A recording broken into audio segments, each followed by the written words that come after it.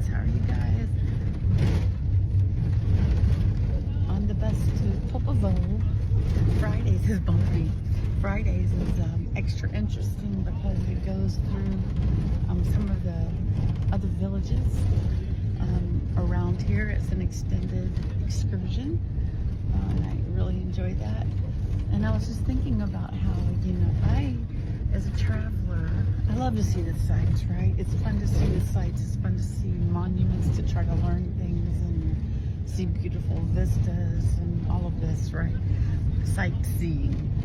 But truly, for me, the most interesting part about travel is the people and observing cultures and trying to get a sense of different cultures and different people coming from the melting pot of seeing both the ability to work through differences, as America has in so many different contexts. If you look back to when we were having massive European immigration, it took us quite a while to be able to work a lot of that out, like in the streets of New York and stuff. And I've lived in Central Florida with a tremendous number of cultures living together, and I'm a real big believer that it's possible because of what I've seen. But I find it interesting to be in places where there's older cultures and try to compare. I'm sorry it's so loud in the bus.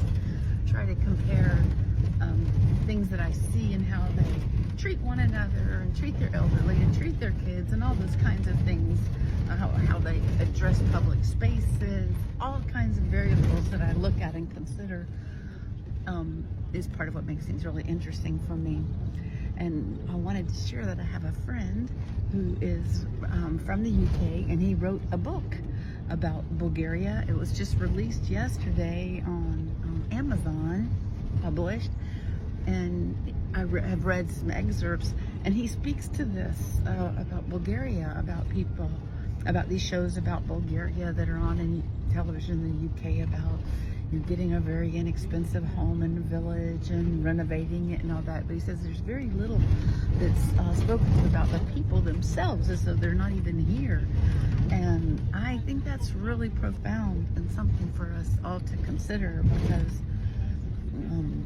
it's very easy to be dismissive of cultures like, say, a poor village, right? When I say poor, like people don't make very much money, doesn't have much infrastructure, that kind of thing.